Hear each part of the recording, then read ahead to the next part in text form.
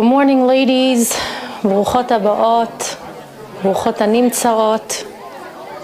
I can't believe everyone ventured out into this freezing cold, snowy weather in order to gather for Divrei Torah. So Ashrechem for coming out and joining us this morning. A couple of announcements because we have a lot to do today, and we have a special parasha. Just a reminder again for those out there who are watching on Torah Anytime, if you enjoy the shiurim, you can click the follow button, the follow icon under my name or under any of the lecturers' names, and that will notify you in the future when a shiur is posted, whether by text or by email, your choice. So again, if you enjoy the shiurim, please follow me on Torah Anytime. Take the time, I completely forgot the last time, and I'm really, really so sorry, to thank so many of you, the ones who come to our shiurim, of course, and those out there at Torah Anytime, for the emails that you sent me wishing me Mazal Tov on my birthday, and the gifts that some of you provided for me, especially this one here on my head, this beautiful kisui rosh that I got from Moriah, who has a line of modest clothing. Thank you so much, Moriah, for this beautiful kisui. I hope I do it justice. And in general, to all the women who poured their hearts out to me with love, thank you so much. I want to give you all a bracha that Be'ezrat Hashem, in the same way that you reached out to me with your love and your gifts, HaKadosh Baruch Hu should reach out to you with His love and grant you all the gifts that you need in your life. This week's parasha, very holy parasha, Matan Torah, the giving of the Torah. It begins with Moshe Rabeinu's father-in-law, Yitro, greeting him in the Midbar. And the pasuk says, Vayikach Yitro choten Moshe et Tzipora eshet Moshe. Yitro takes Moshe Rabeinu's wife, Tzipora, who was in Midian during the entire episode of Yetziat Mitzrayim. And when the Jews came out of Mitzrayim and they were in the Midbar, we find here a reunion of some sort. And then the pasuk says, Vayavo Yitro choten Moshe uvanav veishto el Moshe el hamidbar asher hu chone sham har haElokim. And Yitro, Moshe's father-in-law, came to Moshe Rabeinu in the desert with Moshe's sons and his wife. Vayomer el Moshe, Ani chotencha Yitro ba elecha. I am Yitro, your father-in-law, who is coming to you. Ve'ishtecha ushtei vaneha ima. And your wife and two sons are with her. Now this pasuk seems a little bit superfluous. Does Yitro really have to introduce himself to Moshe Rabeinu? Ani chotencha Yitro. What, did Moshe Rabeinu forget who Yitro was? He forgot yet that Yitro was his father-in-law? He forgot that Yitro was the one who gave Tzipora to him as a wife? Why does the Yitro feel the need to introduce himself? Furthermore, the entire episode of Yitro is a little mind-boggling, as we're soon going to discover together. Because Yitro was the Kohen, he was the Pope, so to speak, of Midian. Couldn't Moshe Rabeinu find another father-in-law? He had to marry into a family of Gentile priests. I mean, Tzipora is the daughter of the Pope over here. Couldn't Moshe Rabeinu have done a better shidduch?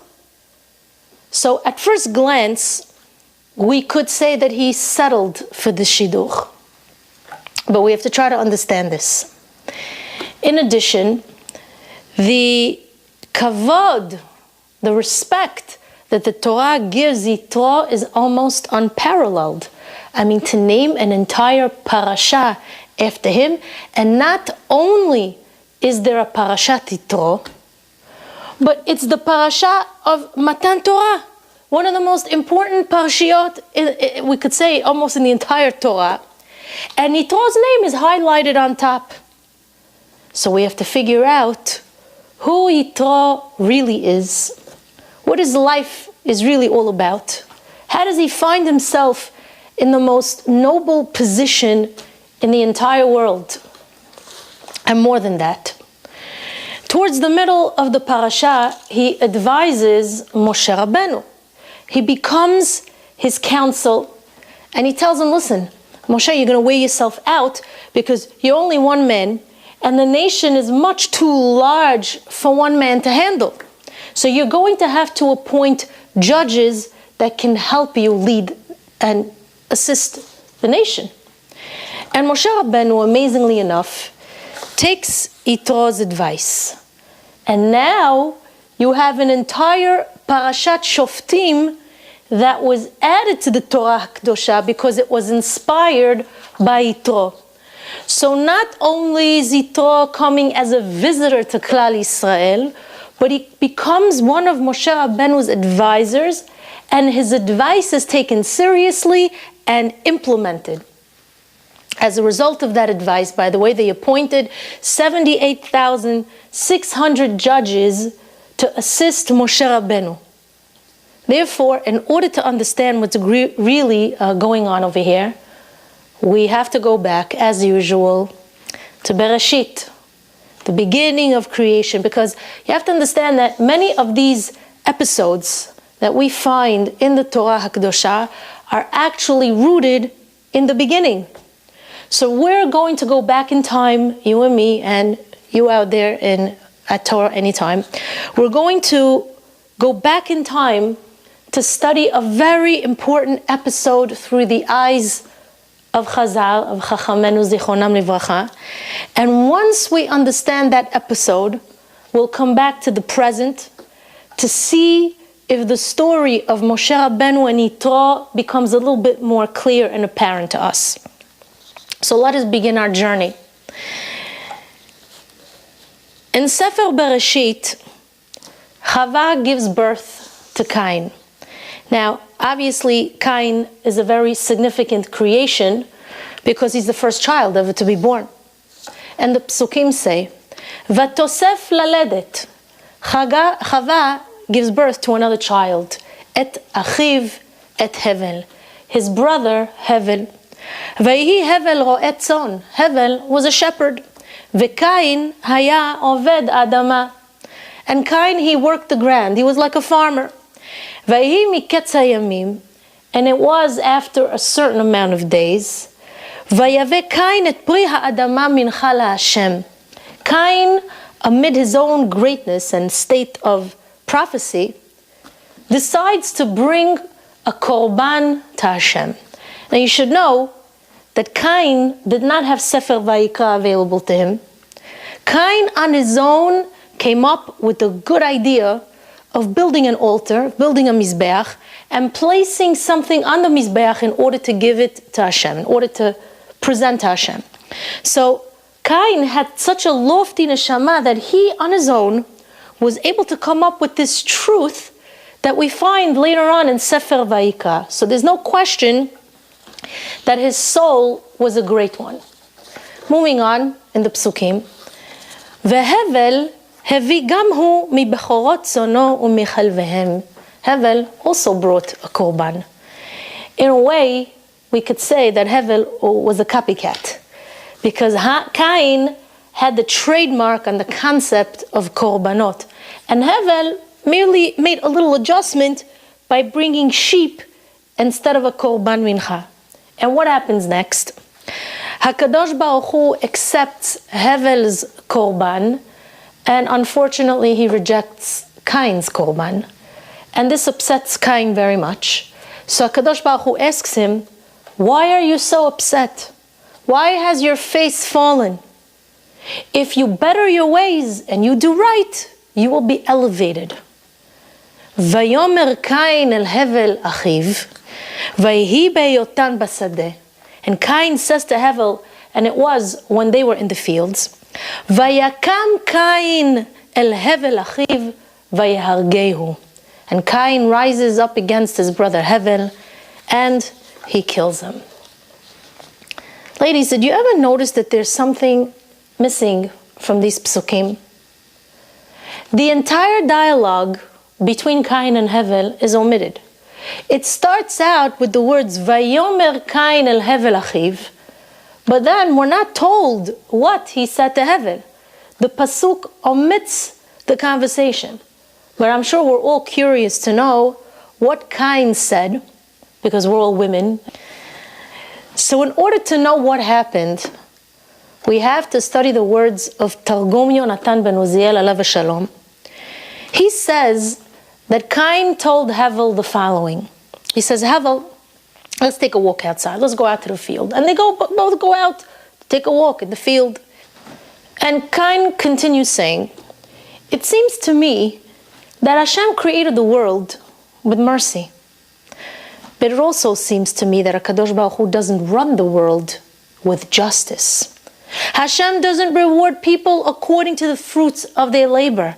There's no justice in the world. There's no tzedek in the world. What was Cain's claim? Why was your korban accepted and mine rejected? So Hevel replies saying, you're right. Hashem created the world with mercy. But Hashem judges the world according to the deeds of humanity. And He rewards people according to the fruits of their labor. So because my korban was better than yours, that's why mine was accepted and yours was rejected. So we see, ladies, that there was an entire philosophical discussion taking place. Does Hashem run the world with justice? Does the Kadosh Baruch Hu reward people according to their deeds? Cain claimed he doesn't, because he invented the concept of korbanot, but his korban was rejected. Hevel, on the other hand, said, no, my dear brother, you did well. The concept is a good one, but you didn't bring a korban that was befitting. Now, what did the Cain bring as a korban? Chachamim tell us that he brought zera pishtan. He brought flax. Flax is a very cheap material. Some of us use it today to wrap the etrog on Sukkot.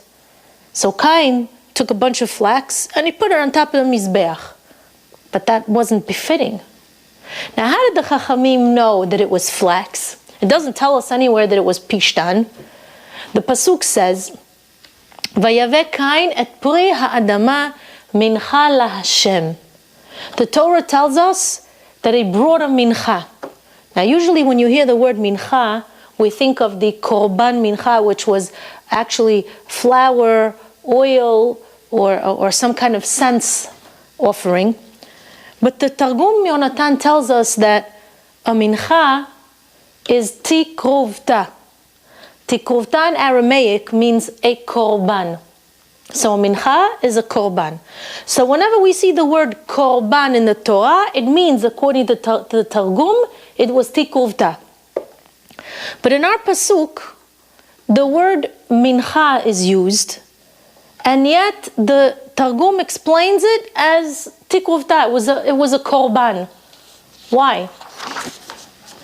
And the Targum is hinting to us that if we take the word korban, which is spelled kof, resh, bet, nun, the first letter of korban is kof, right?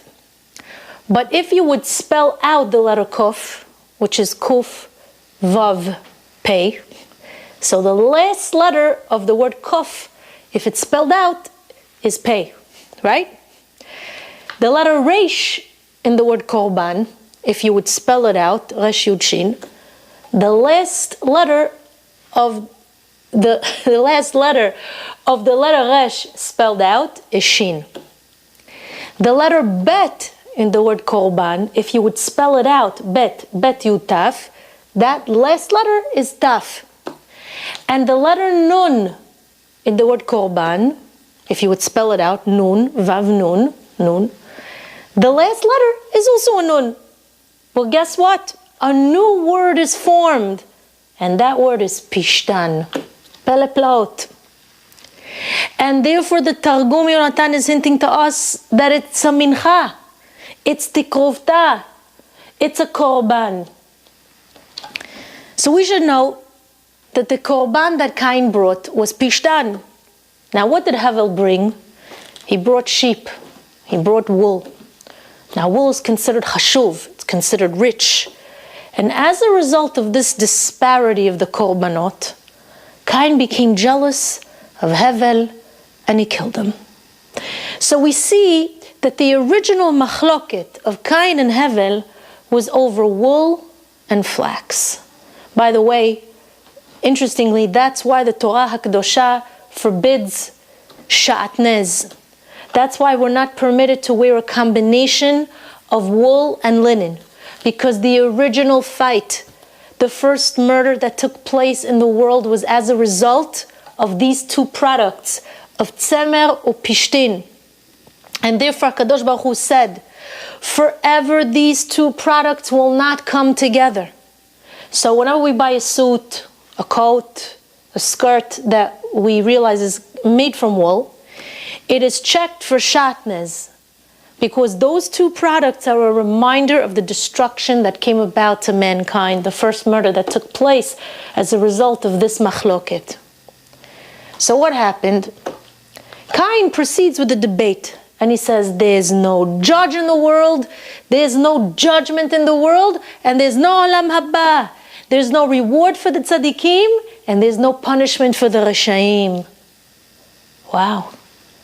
Cain is denying the fundamentals of our faith. So how does Hevel respond to this? He says, what are you talking about, Cain? There is a judge, and there is judgment. There is olam haba, and tzaddikim will be rewarded, while the reshaim will be punished. The Targum Yonatan states that this was the subject that they were fighting about. And that's what caused Cain to rise up against his brother. He took a rock and he threw it at his forehead and killed him. So we just opened up the doors to what this debate, the discussion, was all about between Cain and Hevel. The question is, who did Cain and Hevel marry? The Torah Kedosha doesn't tell us who. The pasuk says, "Vatahar vateled et Cain." Now we're all familiar with the et rule, the aleph taf rule. Shimon HaAmtzoni alav shalom from the Gemara taught us that anytime the Torah uses the word et, it's coming to include something else. So in our case, the word et implies that Cain was born with a twin sister whom he married and brought children into the world with her. Obviously, it's a question, how could this happen? And Chachamim tell us that before Matan Torah, these types of unions were permissible. Only after Matan Torah, HaKadosh Baruch Hu forbade it. But in any case, it says, the psukim say, "Vatosef laledet et achiv et Hevel." Interesting. In this pasuk, the word et appears twice. And that implies that Hevel was actually born with two sisters. And Chachamim inform us that the issue of the extra twin that Hevel was born with was also part of the whole machloket, part of the whole discussion that Cain and Hevel had while they were arguing in the field. Cain claimed that he's the firstborn, he's the Bechor, and therefore he's entitled to a double portion. So he felt that that second sister belonged to him. So there was a fight over who should get the extra sister. And some Mefarshim say that that's really the reason why Cain killed Hevel. Of course, there are other reasons that cause the machloket, as we see from the Targum Yonatan. But the bottom line is that we see that many things are at play here, which contributed to the final blow. Now, following the death of Hevel, HaKadosh Baruch Hu approaches Cain. He tells Cain, "Ey Hevel achicha, where is Hevel your brother?" Vayomer, lo yadati, hashomer achi anochi. I don't know. Am I my brother's keeper? Famous last words. What are you asking me for, Hashem? I don't know. I'm not responsible for my brother's whereabouts. And Hashem tells Cain, Me'asita, what did you do? Kol demei achicha tzoakim elai min ha'adama. The blood of your brother cries out to me from the ground. Cain, you not only killed Hevel, your brother, but you're responsible for the death of all those descendants that would have come out from him. You're responsible for all the offspring that Hevel could have brought to the world. Demei achicha, the souls are crying out to me from the ground. Ve'ata, aru ata min ha'adama. You're going to be cursed. You're going to be a nomad, a wanderer. And at that point, Cain confesses that his sin is too great to bear, and he's banished. Later on, the Torah tells us, Ki shiv'atayim yukam Cain. Cain lived for 7 generations, and then he's killed. Ladies, we can now begin the shiur. I gave you a whole intro. Now we could begin.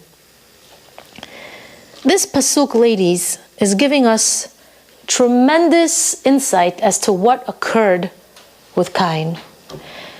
Now, did his death really atone for his sin? Was Cain really finished with his tikkun once he's banished, or once he died after those 7 generations? Were the 7 generations of living as a nomad sufficient atonement for what he did? Or did Cain still need to come back, perhaps in a gilgul, in a reincarnation, in order to correct? Maybe his soul wasn't yet perfected and it needed a few more rounds of sifting in order for his neshama to be perfected. So the Torah tells us, Ki shiv'atayim yukam Cain. And the Ari HaKadosh alav shalom tells us that the word yukam means he will be established. Cain is going to stand upright, but not before he finishes his tikkun, his rectification. Who is the tikkun of Cain? According to the Ari HaKadosh, there were 3 tikkunim, 3 gilgulim that Cain had to pass through in order to correct the sin. He came back as the Mitzri. We're going to find out who that is later on in the shiur. He came back as Korach, and he came back as Yitro. Says the Ari HaKadosh, Ki shiv'atayim yukam.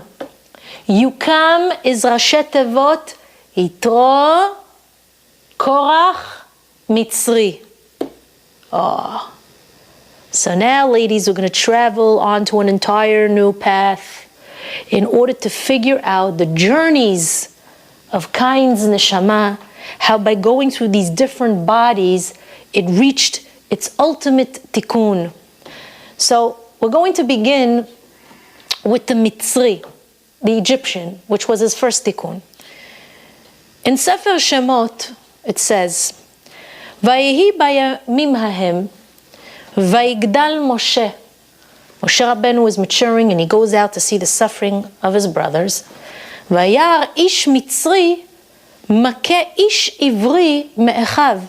He sees an Egyptian beating up on one of his Jewish brothers. Vayifen kovacho.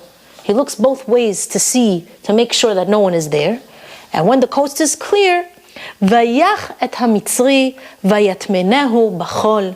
He strikes the Egyptian, killing him, and then he buries him in the sand. The next day, he sees 2 Jews. So he tells one of them, sees 2 Jews fighting, and he tells one of them, Lama takeh re'echa? Why are you hitting your friend? And this man answers him, well, who died and left you in charge? Are you going to kill us like you did the Egyptian yesterday? Oh, Moshe Rabeinu then realizes, Achen oda davar, they're on to me. They saw what I did to the Egyptian. And because of this, Moshe Rabeinu had to run away from Mitzrayim, and that's how he ends up in Midian. What happened in the story? Why was the Mitzri beating up the Jew? This Mitzri actually had the neshama of Cain. And when a person is carrying the same soul, he's likely to fall into the same pattern of sins as his previous incarnation, as his previous Gilgul. But why was that Egyptian beating up the Jew? You see, that Jew was married to a woman named Shlomit bat Divri. Shlomit bat Divri was a little bit flirtatious, and this Egyptian put his eye on her. So he came to her house early one morning and he sent her husband away to work. And when the husband was gone, he entered the house unannounced and he violated her. So the confrontation that took place between the Jew and this Egyptian, the Mitzri, was over Shlomit and what took place there. So we see, interestingly, that just like Cain took the woman that didn't belong to him, so too the Mitzri was replicating the spiritual gene of that neshama. Therefore, Moshe Rabeinu comes along and he stops this. Now, who is Moshe? According to the Ari HaKadosh, Moshe Rabeinu was a Gilgul of Hevel. Actually, he tells us that the name Moshe is Rashi Tevot, Moshe. Mem stands for Moshe, his own Gilgul. Shet, which was one of Adam's sons. And the letter Hey in the name Moshe stands for heaven. So now watch what happens. Moshe is now facing the Egyptian. So you have Cain and Hevel standing in front of each other. It's deja vu all over again. And the Pasuk hints to this because it says, Vayar ish Mitzri Vayar ish Mitzri makeh ish ivri me'echav. Now the simple explanation is that the Jew was a fellow brother. Moshe saw the Egyptian hitting one of his brothers. But the depth of this pasuk really means ish ivri me'echav. It's going back to the Egyptian, meaning that Egyptian was really an ish ivri me'echav. He was one of his brothers. It was Cain reincarnated in this Mitzri. So now Moshe Rabeinu has to settle the score from the previous lifetime. Cain killed Hevel. So now Hevel comes back to make the tikkun. And the pasuk says he looked back and forth. Kovacho. He looked both ways. Kovacho, back and forth, means, according to the Yari, that Moshe Rabeinu looked back at the episode of long ago between Cain and Hevel, and he remembers the story. And then he looks ahead to see if there was anyone else who can help make this tikkun for him. And he saw that he himself was the final tikkun of Hevel. Therefore, if no one else is scheduled to make the tikkun for him, for Moshe, and since he realized that he's the most suitable candidate to make the tikkun, vayachet ha-Mitzri. He kills the Egyptian. How did he kill this Mitzri? How did he kill this Egyptian? He didn't just give him a blow to the head. According to the Chachamim, he killed him by using one of the holy names of HaKadosh Baruch Hu. Which name did he use? There's a certain name of Hashem that consists of 42 letters. It's called the Shem Membet, which is 42. But how do we know that Moshe Rabeinu used one of the names of Hashem, and how do we know which name he used? Because the next day, when Moshe Rabeinu saw the two Jews fighting, what did they tell him? Halehargeni ata omer? Are you going to kill me like you said? That means that the killing was done through amira, through speech. And the pasuk also says, Vayitmenehu bachol. He buried the Egyptian in the sand. Why does the Torah Kedosha use the word chol, sand, rather than to use the word adama? You bury someone in the ground. Adama means ground. So we're told that the numerical value of the word chol, sand, is 42. And that's to show us that Moshe Rabeinu used the name that consisted of 42 letters in order to kill the Mitzri. And why did he specifically use that name? What's so significant about that name? So for lack of a better term, because these subject matters are so far from us and so lofty, so I have to bring it down to our level, we'll just say that the name Membet, that consists of these 42 letters, is like an elevator. But this name that consists of these 42 letters, where do we find it? Now, some of us are familiar with the tefillah, with the passage of the Ana Bekoach. Now, if you notice, the Ana Bekoach is comprised of 7 psukim. Each verse has 6 words. And we're told that the Rashi Tevot, the acronym of these 42 words, because we have 7 psukim, 6 words in every pasuk, 6 times 7 is 42. The Rashi Tevot, the acronym, first letter of each of those words, combined, all those letters, in the words of the Ana Bekoach, they comprise the name of Hashem that we're referring to. What is this name?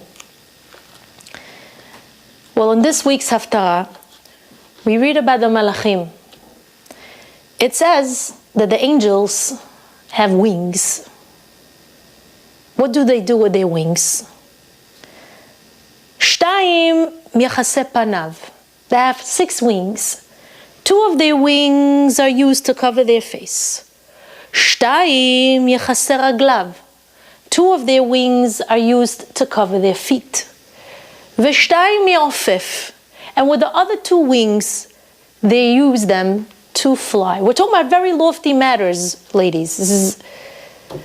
Sfarim tell us that just like the angels have 6 wings, 4 of which are used to cover themselves and 2 to elevate themselves, to fly, when a person goes to sleep at night and his soul goes up to Hashem for judgment, it's a very long trip from this world to the next.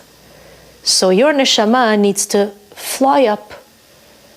But on the way up, ladies, there are many mekatragim and mazikim.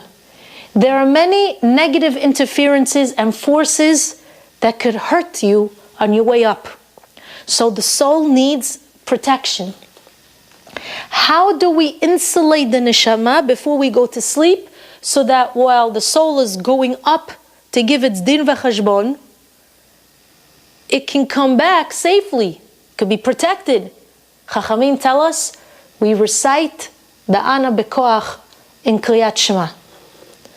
And Sfarim tell us that every 2 words we say creates another protection for the neshama. And we're insulating the neshama 7 times over for each of the psukim, right? With protective coverings so that it can go up to Hashem without any harm. That's the power of the Ana Bekoach, which means when you're reciting the Ana Bekoach, you say it the following way. Ana Bekoach, 2, right? Ana Bekoach, those 2 words you say first. Those 2 represent the 2 wings of the angels that cover their faces. So Ana Bekoach, Shtayim yachaseh panav. You are protecting the upper part of your body. Gedulat yamincha. Shtayim yachaseh raglav. You're protecting now the lower part of your body from the waist down, your feet. Tatir yamincha. 2, Shtayim yofef. And with those 2, the neshama goes up. And then the second pasuk. Kabel rinat. Again, Shtayim yachaseh panav. V'chula v'chula. And so on and so forth. This is the power of the Ana Bekoach. We didn't even know it. Now we learned it. So remember to say it every night. And interestingly, we say this tefillah at a levaya as well. You know why? For the same reason. Because the neshama is going up to HaKadosh Baruch Hu, and it needs every protective measure. So going back to our inyan, our subject, Moshe Rabeinu knows that he's making a tikkun for Cain. He doesn't want to kill him with a sword. In our case, Moshe Rabeinu wants to extract the neshama of Cain and elevate it. So he uses the name of Hashem that would create a tikkun for this Mitzri, for Cain, as well as to protect his soul on its way up. And the Ari Kadosh says that at that moment the neshama of Cain left his body, left the body of the Mitzri. And instead of going up, you know what it did? It went into Yitro. All of a sudden, Yitro, who is in Midian, feels a jolt in his being. On that day, says the Ari Kadosh, Yitro did teshuvah. Something happened to his neshama and it became upgraded. He felt a new spirit in him and he accepted upon himself the wonders of Hashem. And the Torah Kedosha alludes to this in the Pasuk when Moshe Rabeinu, by the way, later on, he saw the girls at the well, the daughters of Yitro.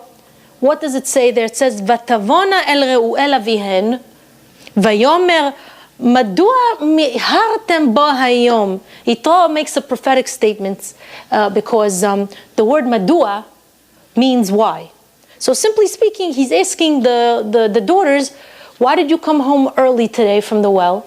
But madua also comes from the word yadua, which means it is known. And the Rashet Tevot of the words miharten bo is mem bet 42. So Yitro was saying, hayom, today someone used that name that's comprised of these mem bet 42 letters. And as a result of this, I received an upgrade on my neshama. Today I did tshuva. The Torah Kedosha says that Yitro not only made a tikkun for Cain's soul, but he, as a result of this, as this upgraded soul, so to speak, he abolished avodah zarah. So when did Yitro make the tikkun for Cain exactly? The pasuk says, "Vayiten et Tzipora bito leMoshe." He gives Tzipora to Moshe as a wife. Who's Tzipora? So the Ari Kadosh tells us that she was actually a gilgul of that extra twin that was born with Hevel. Cain, hundreds of years later, makes the tikkun and returns Tzipora to Moshe Rabeinu. He gives the extra twin back to heaven. Hence the tikkun of Cain's neshama is completed by Yitro. That's why Yitro, by the way, had 7 names, ladies. Interestingly, Moshe Rabeinu also had 7 names. So we see the parallels between Cain and Hevel, between Moshe Rabeinu and Yitro. They were actually brothers in a former Gilgul, and tikkunim had to be made between these two. And the Torah, by the way, alludes to this reality with the words in Bereshit that were told, Ki shivatayim yukam Cain. When is Cain going to be established? With the 7s, shivatayim. They're going to be 2 people that will have 7 names.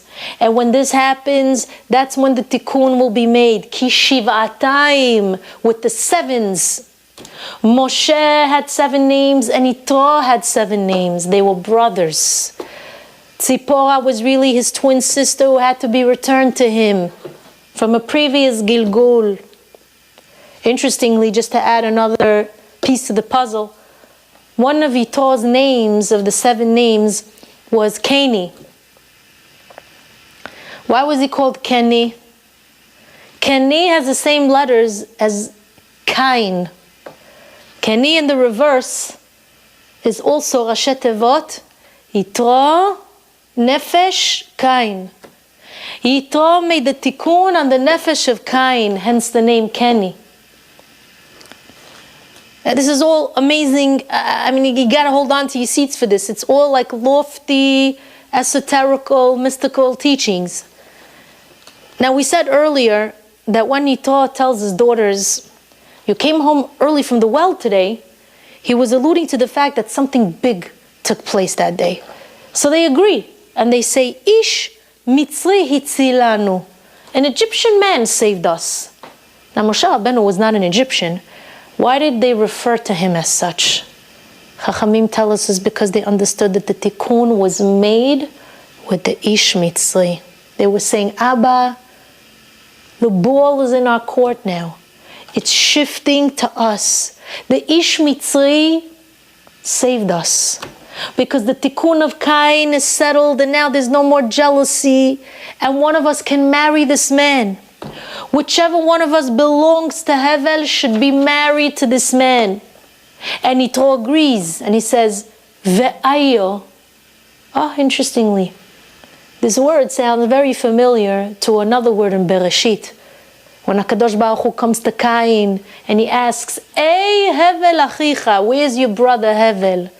And now Yitro years later comes along and he asks the daughters, Ve'ayo, where is this man? Because that was part of the tikkun, of the rectification, to care for his brother's whereabouts, to ask where he was. Because during Cain's Gilgul, he said, I don't know where my brother is, am I his keeper? And now that the tikkun was made through Yitro, who asks, where is he? Ve'ayo. He's now searching for his brother. We're also told that Moshe Rabeinu was the shepherd of Yitro's sheep. It says, Moshe haya ro'eh et tzon Yitro choteno. So just like Hevel was a shepherd, so too in this Gilgul, Moshe was also a shepherd. But look at the pasuk. It says, Vayinhag et hatzon achar hamidbar. Why is the pasuk informing us as to where Moshe Rabeinu chose to graze the sheep? I need to know where Moshe took the sheep. Why is this information so important? Because one of the claims that Cain had on his brother Hevel, according to Chachamim, was that the land, the Adamah, belonged to him. So he wanted Hevel off his land. So in this Gilgul, Moshe Rabeinu takes the sheep and he grazes them in the Midbar, in the desert. Why? Because the Midbar is considered hefker. It's ownerless. Nobody owns the desert. Moshe was making the ultimate tikkun for heaven. In other words, if you had any complaints against me in the first lifetime concerning my sheep and where I grazed them, so I'm going to try and correct it in this lifetime, and I'm going to take them far into the desert where it's ownerless, it's hefker. So the Torah is informing us how careful Moshe Rabeinu was in this Gilgul. So now that you have all of this information, ladies, and all of this, background, we can proceed into our current parasha. The pasuk says, Vayikach Yitro choten Moshe et Tzipora eshet Moshe. Yitro does another tikkun. He meets Moshe Rabeinu in the desert and he gives Tzipora back to him. Ve'et shtei banea. This time, however, he adds something. He brings back the two children. Now, if you remember, HaKadosh Baruch Hu had claims against Cain. Kol damei achicha tzoakim elai min ha'adama. Not only did you kill Hevel, but you killed the future generations that would have come out from him. So Yitro had to correct this. Therefore, he doesn't only return Tzipora to Moshe Rabeinu, he also gives back the descendants. And then the pasuk says, Vayomer el Moshe, ani chotencha Yitro. I am Yitro, your father-in-law. But the Ari says on this pasuk that the Rashet Tevot, the acronym of the words Ani chotencha Yitro, is the word Achi, which means my brother. Yitro was telling Moshe Rabeinu, Ani chotencha Yitro, I am your brother. We're fixing the entire world in this very moment. Before we receive the Torah, we have to make some form of tikkun, some form of tikkun olam from Bereshit. We have to rectify sins that are outstanding. So you know what? I'm going to give you back Tzipora. Here's your extra twin, and here are your descendants. But we're not done yet, ladies. We had an issue in Bereshit with the korbanot. What about that? It has to be fixed. The pasuk says in this parasha, Vayikach Yitro choten Moshe, Ola uzvachim laElokim. Yitro brings a real sacrifice. No more pishtan, no more flax. This was a korban of worthiness, and his korban is accepted. This was the tikkun of the unbefitting korban of all those years ago. But wait, there's more. There's something else that's outstanding. Yitro comes to Moshe Rabeinu and he offers him a piece of advice. Moshe, you need to appoint judges. You're wearing yourself thin. Where did Yitro get this idea from? You know why? Because Cain was the one who said, there is no judge and there is no judgment. How could a person fix such a statement, such a mistake?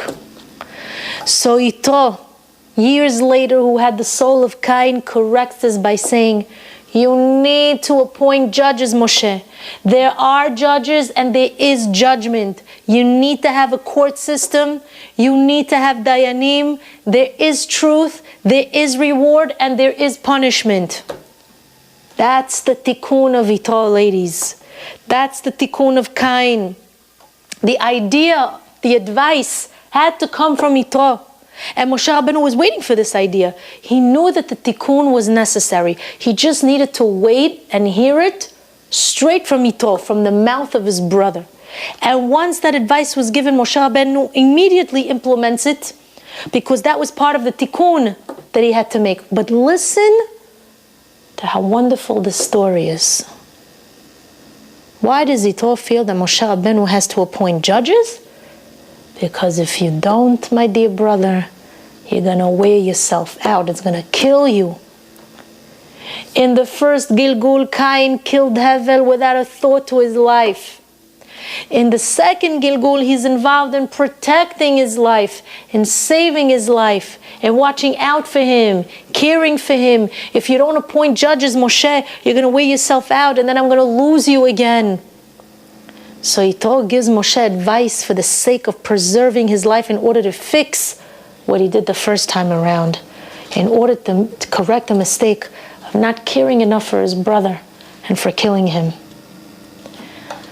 What a pele plaot this story is, ladies. There's so much to say on this topic. We were just scratching the surface. But at least you are going home with a new outlook of Yitro and Moshe, the real story. And that answers, by the way, our original question of why choose Yitro as a father-in-law? Wasn't there a better shidduch than to marry the daughter of the Pope? Ladies, obviously it had to be this way. Yitro had to end up part of the family. That was part of the tikkun. There was no other choice. They were bound by destiny, Yitro and Moshe. That's why it had to happen the way it happened. Ladies, once we begin to understand what the Torah is telling us, it opens a whole new world to the concept of the people in our life. The tikkunim that have to be made, and the idea that nothing and no one in our life is there by chance. There's something that needs to be corrected with every person that is in our life. And that chidush is very humbling. Because what's happening in Parashat Yitro is merely a sequel of Bereshit. And no one ever taught that to us. When we were in high school, I didn't know this. Therefore, we should all feel humbled by the chidushim that the Torah is offering us. Because we can't understand Parashat Yitro without going back to Bereshit, and we can't understand Bereshit without going forward to Parashat Yitro. Life, ladies, consists of past, present, and future experiences, and the past is so very important. It's that past that's the key to correcting the present, which could create a lasting and fulfilling future. Seir Ratzon, we should have the zchut that just like we were able to uncover just some of the wonders of Hashem's Torah, that HaKadosh Baruch Hu should open our eyes to see the wonders in our everyday life, the wonders of our past, the wonders of the people in our present life, and Bezrat Hashem, the miracles of the future. Amen. Ken Yehi Ratzon. Ana bechor גדולת ימינך תתיר צעורה קבל